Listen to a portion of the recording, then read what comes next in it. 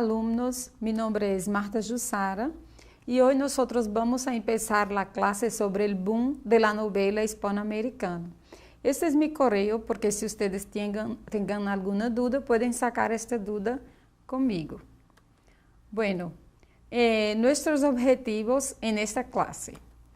Primer objetivo es caracterizar de manera general la producción literaria del boom, desde el punto de vista de sus rasgos estéticos y de la comunión política que al menos en un principio caracterizó a sus representantes. El segundo objetivo es conocer la composición del boom y el tercero es ahondar en la obra de 4 de los autores fundacionales indiscutibles del boom. Y lo que sería el boom, ¿cuál es el concepto del boom? Primero, es una onomatopeya de algo que fue una explosión. Y como concepto del boom, hace una referencia a la literatura hispanoamericana que fue publicada durante el tercer cuarto del siglo XX, que dio difusión en Europa a autores del sur del continente americano. Las novelas del boom se distinguen por tener una serie de innovaciones técnicas en la narrativa, como el realismo mágico y lo real maravilloso. Entonces, el boom fue un fenómeno literario, no solo literario como artístico, que ocurrió y que fue muy fuerte en Latinoamérica. ¿Cuáles son las características de este movimiento denominado el boom de la novela hispanoamericana? Nosotros nos fundamentamos en 4 características principales, que son el tema cubano, la evolución del realismo mágico, la ruptura del argumento y el uso de nuevas técnicas narrativas. Entonces, ¿cómo estas características fueron expresas? La primera que yo hablé anteriormente, el tema cubano. ¿Por qué la temática cubana? Porque este fue un punto de encuentro entre los escritores, porque ellos buscaban una democracia y esa democracia no ocurrió. Entonces, el tema cubano fue el primer punto de encuentro emocional para el grupo a partir de la primera revolución socialista que tiene lugar en Latinoamérica, lo cual era una razón de respaldo del levantamiento castrista contra los desatinos de Batista. Conforme se fue sovietizando el régimen de Castro, este nexo fue de desencuentro, ya que la democracia que se esperaba que llegara no llegó. Un otro punto, una otra característica del boom latinoamericano es el realismo mágico. ¿Y por qué este nombre, realismo mágico? Lo que es real y lo que es mágico. Realismo mágico es cuando los autores ponen cosas, ilusiones del universo onírico como si fueran reales y cosas reales como si fueran imaginarias. Entonces vamos a ver, esta es una pintura del realismo mágico. Y su sentido de estar en otro mundo, conquistando tierras que solo en su fantasía poblada de libros de caballería es la base de este estilo. La narrativa describe cosas irreales como si fueran reales y cotidianas, y las cosas cotidianas como si fuesen irreales. Se renueva el lenguaje y las técnicas narrativas y las historias, que pueden estar basadas en sucesos de la vida real, incorporan elementos extraños, fantásticos o legendarios.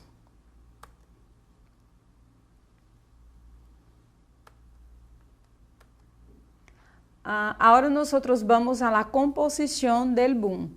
El boom está compuesto de 4 nóminas, de 4 estanques. Entonces, ¿cuáles son estos 4 estanques de la composición del boom? Ellos son denominados la primera categoría del boom o primera generación del boom. Hay autores que usan la nomenclatura primera categoría y hay autores que usan la nomenclatura primeros autores. Entonces, la primera categoría del boom, Gabriel García Márquez, Mario Vargas Llosa, Julio Cortázar y Carlos Fuentes. La segunda categoría, Alejo Carpentier, Jorge Luis Borges, Fernán Alegría, Juan Rufo, Carlos Onete y José Lezama Lima. Estas las primera y segunda categoría del boom. Pero esta clasificación primera y segunda no es que uno es más importante que otro. Es solo una cuestión de aparición. La primera porque fueron los primeros que buscaron los estudios, empezaron a publicar, entonces por eso primera categoría del boom y no por cuestiones de importancia. Todavía la composición del boom es denominada la categoría un poco más abajo, que dentro de esta categoría están Augusto Roa Bastos, Manuel Puig, Salvador Garmendia y Enrique Lafourcade. Y la otra categoría del boom, que es la más, que son más para los autores de Argentina, que son el boom junior, Severo Sarduí, José Emilio Pacheco, Gustavo Saiz, Nestor Sánchez y Brit Echenique. Y la última, que es el Petit Boom, que son los autores más jóvenes, los denominados autores más jóvenes y son contemporáneos de la novela argentina, Manuel Mujica Lainez, Piol Casares, Pepe Bianco, Beatriz Guido y Sara Gallardo. Estos son representantes de la novela argentina. Como nosotros en los objetivos proponemos ahondar en algunos autores, vamos a presentar los autores de la primera categoría, empezando por Gabriel García Márquez, que fue un ícone, y cuando hablamos en boom, tenemos que hablar en Gabriel García Márquez. Fue periodista, escritor, editor y escritor colombiano y es conocido universalmente como Gabo. Su prestigio literario, que en 1982 le valió el Premio Nobel de Literatura, le confirió autoridad para hacer oír su voz sobre la vida política y social colombiana.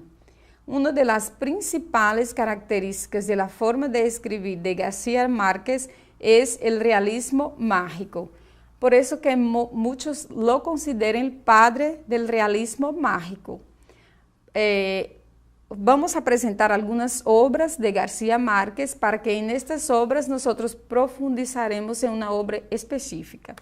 Algunas obras de García Márquez: Vivir para contarla, Memoria de mis putas tristes, Del amor y otros demonios, El amor en los tiempos del cólera, La hojarasca, 100 años de soledad y, como ya había hablado, Memoria de mis putas tristes. Esa es la portada de Memorias de mis putas tristes. La obra que nosotros vamos a profundizar es con seguridad 100 años de soledad, que fue una de las más expresivas, una de las más comentadas, es 100 años de soledad. Esta obra es una obra que ella sigue siendo un éxito de García Márquez. ¿Por qué? Vamos a ver el resumen.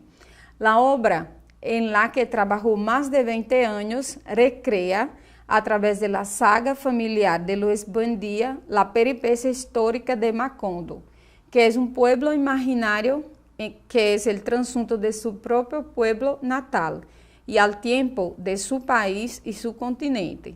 De perfecta estructura circular, el relato alza un mundo propio, recreación mítica del mundo real de Latinoamérica, que ha venido a llamarse realismo mágico, por el encuentro constante de elementos realistas con apariciones y circunstancias fantasiosas.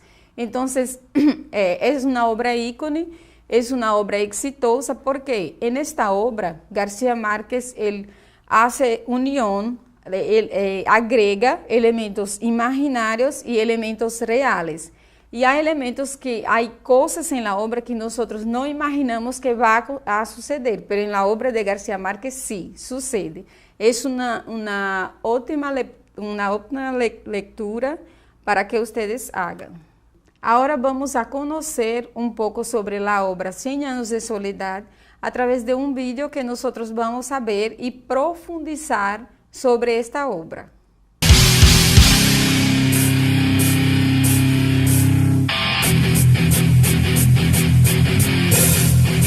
José Arcadio Buendía y Úrsula Iguarán son un matrimonio de primos que se casaron llenos de presagios y temores por su parentesco y el mito existente en la región de que su descendencia podía tener cola de cerdo. En una pelea de gallos, en la que resultó muerto el animal de Prudencio Aguilar, enardecido por la derrota, le gritó a José Arcadio Buendía, dueño del vencedor: «A ver si este gallo le hace el favor a tu mujer». Así fue como José Arcadio Buendía reta en duelo a Prudencio, en el que José Arcadio lo mata al atravesarle la garganta con una lanza, ya que la gente del pueblo sospechaba que José Arcadio y Úrsula no habían tenido relaciones en un año de matrimonio, por el miedo de Úrsula de que la descendencia naciera con cola de cerdo. Sin embargo, su fantasma lo atormenta, apareciéndose repetidas veces en su casa, lavándose la herida mortal.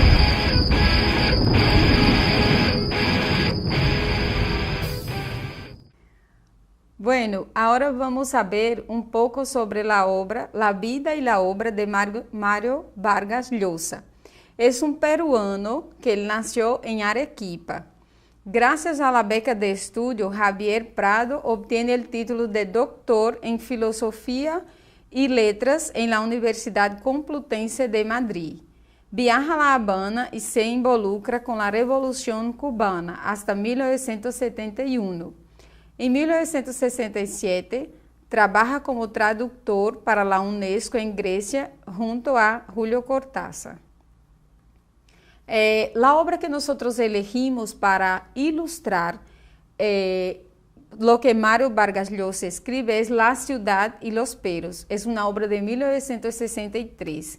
Y lo que pasa en esa obra es la primera novela de Vargas Llosa. Se narran las diferentes historias de unos muchachos que descubren y aprenden a convivir con una forma de vida militar.